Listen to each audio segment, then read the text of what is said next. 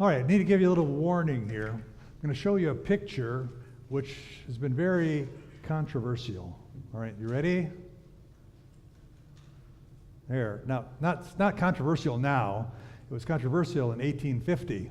When this first came out, when it was first published and people saw this picture, it was scandalous in the news, raked over the coals by the press, and one of the most outspoken critics was a guy named Charles Dickens. So what's the big deal about the picture? Well, this is a picture of Jesus and his family, but people had never seen a picture of Jesus and his family like this. They were used to seeing stained glass windows. I mean, there's no halos. How do you know which one is Jesus or Mary without a halo on there? And the criticism was, especially Charles Dickens, when he looked at the picture of Jesus, he says, he looks like a little street urchin wearing his nightgown, and he was just upset with that because he says, you made the Holy Family look like ordinary people. That was the big thing here. So when John Everett did the painting, he used his friends and his neighbors as models for Mary and Joseph and Jesus and the neighborhood kids.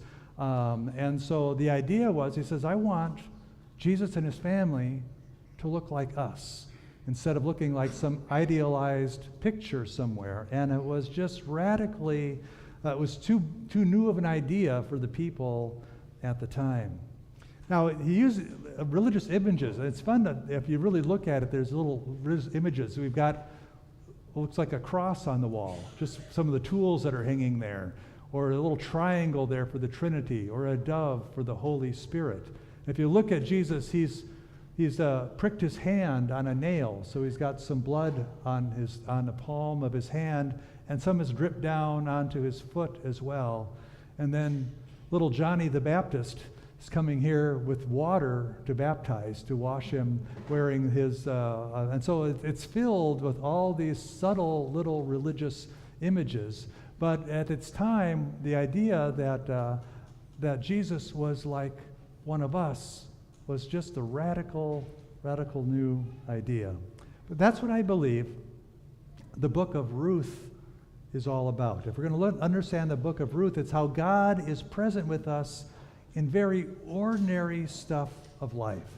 There's no halos, there's not big flashy miracles or signs and that. This is God coming to us in the very ordinariness of life. That's what this book is about. So we're going to spend the next few weeks in the book of Ruth. It's a short little book. You can't really call it a book, right? It's 3 pages long, right? It's just a story.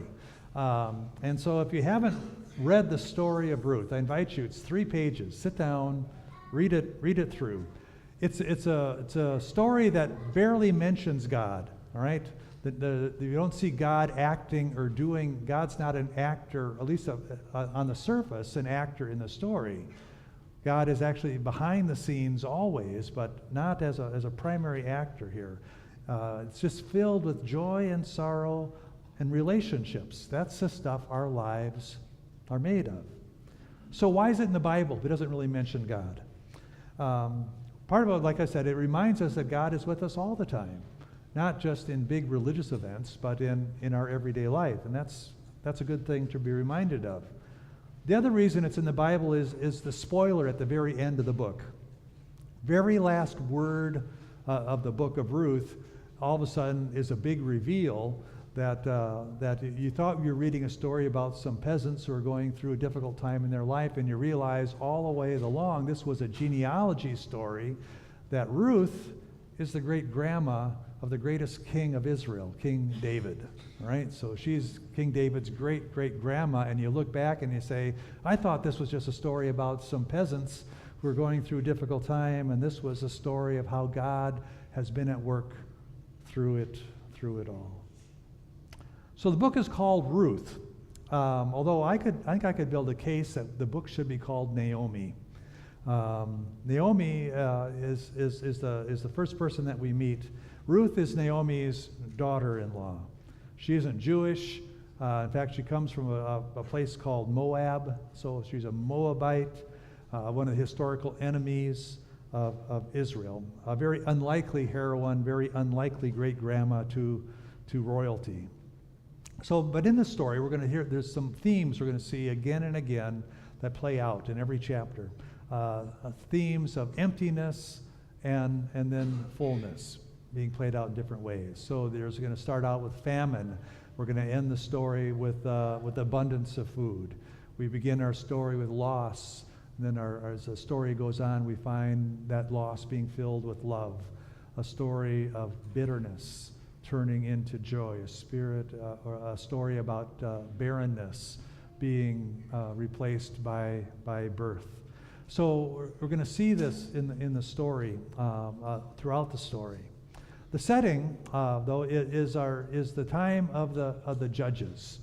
So if you look on our timeline over here, the story is at the time of the judges right here. So what had happened was, remember, they were slaves in Egypt. They had the big exodus. Moses leads them out. They spend 40 years in the wilderness.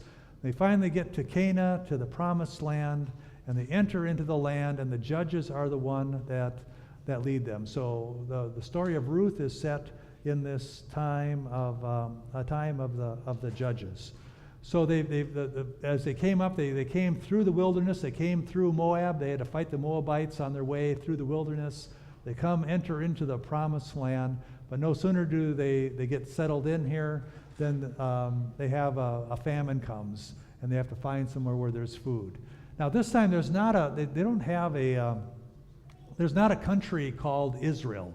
They have all these little tribes. You got 12 little tribes. It's sort of a loose confederation of tribes. It was sort of like the Wild West. It was sort of a lawless kind of time. There was lots of violence. There was no central government. There was no standing army. If an enemy came, they had to raise their local militias. They would band together, and God would raise up someone called a judge. And the judges were the military leaders, also then become the political leaders. But they would come, and God would raise up a judge to get them through the current crisis, and then they'd go back to their day jobs until the next crisis came along. So that's the context of what's happening in the life of the people here. The storyline of the book of Judges is really the failure for people to keep the laws that Moses had given them. You know, Moses, when they came right to the edge, they came up through the wilderness, they came right to the river. Moses says, I can't go in there with you. Let's review what we've told you. He says, if you follow the laws that God has given you, things will go well for you in the land. He says, if you ignore the laws, you will have fighting and conflict and difficulty in the time. And so that's really the story of the Judges, is people testing that out, going through times where oftentimes they were going through struggles to keep that. The story of Ruth, on the other hand, is a story about people who go above and beyond the law. Not just what the law required, but above and beyond what the law asked for, and keeping the spirit of the law.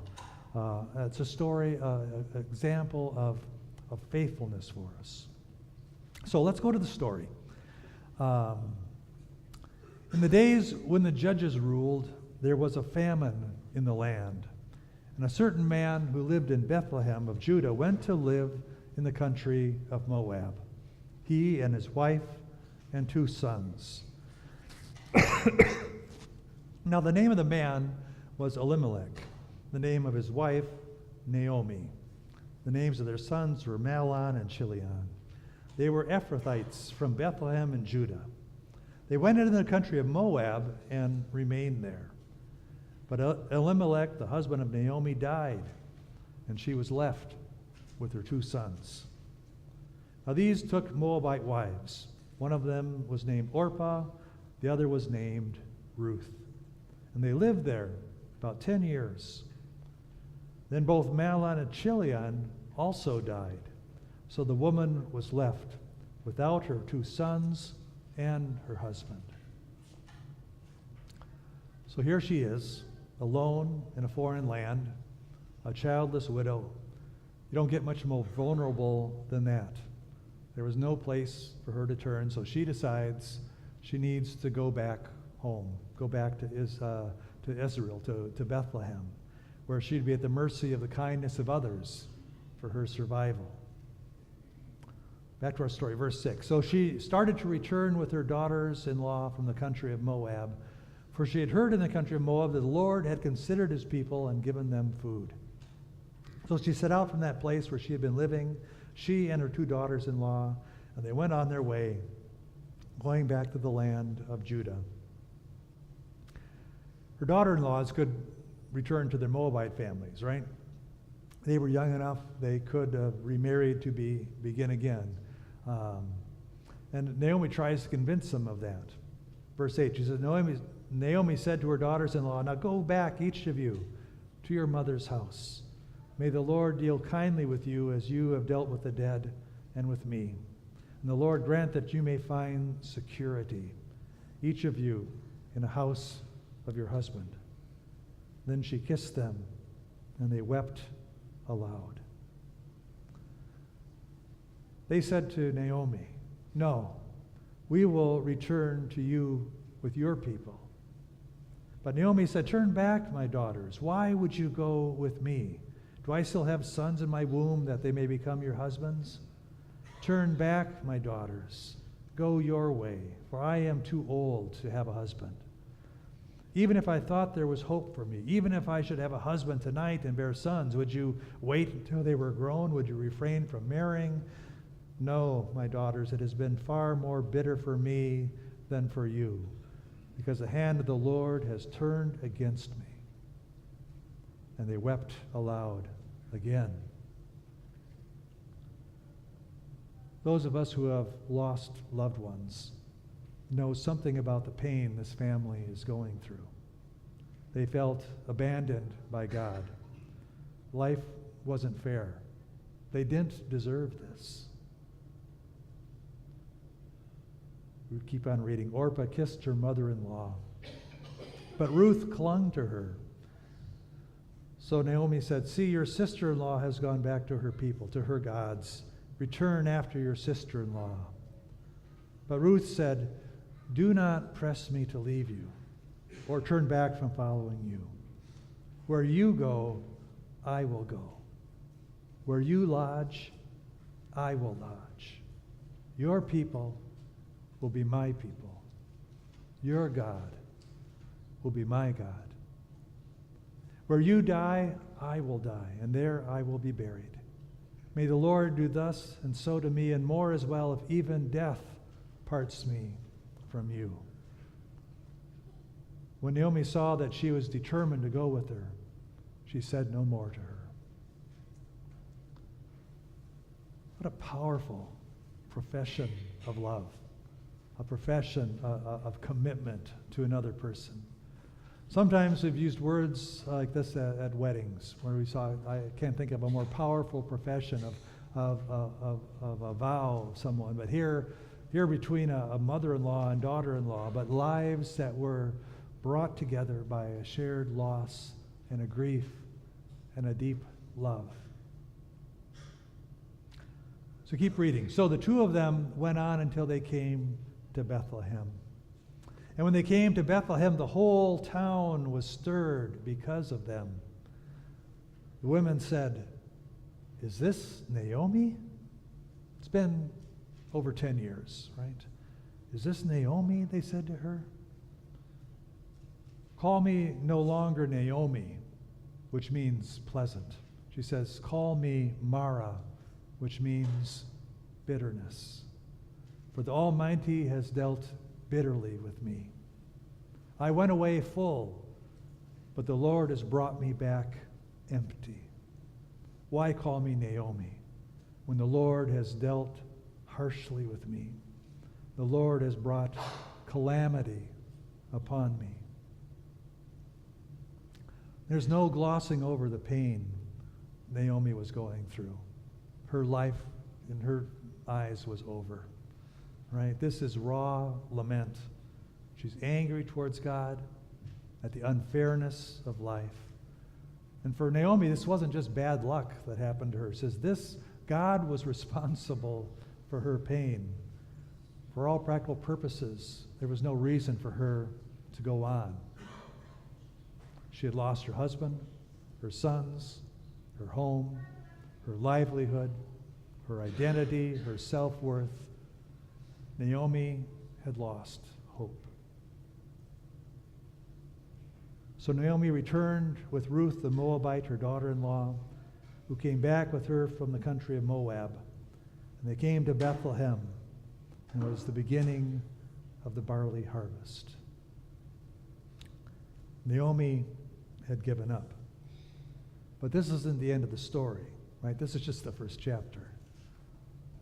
In some ways, life 3,000 years ago is different than it is today. We're going to hear about customs that seem strange to us that we don't do today. But in other ways, not much has changed at all. Sometimes, like Naomi, our identity gets tied up with what other people expect of us, right? We define ourselves by what other people think. And like Naomi, we may even wonder, are we worthy of being loved? The book of Ruth is here to remind us that, yes, we are.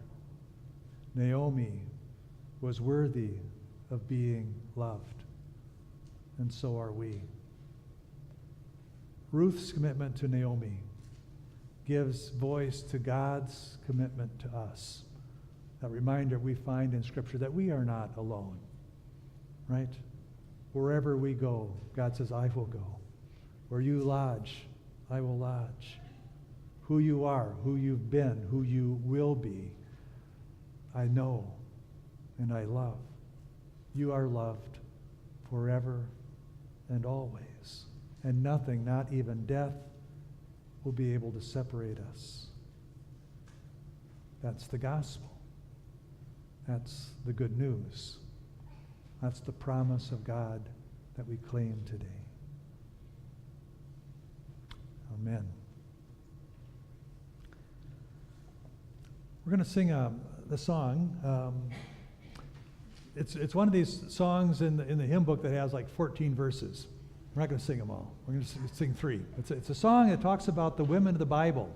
And there's a verse for lots of the significant women in the Bible and a story about them. We sang one of these back in February as we were looking at some of the different characters of Mary and others. And so there's a verse here that talks about the story of Ruth as well.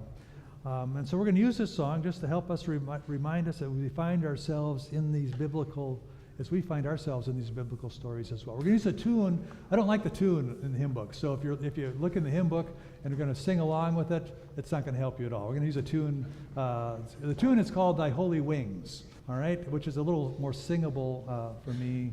And so we'll sing that. Use that tune, but use these words for all the faithful women.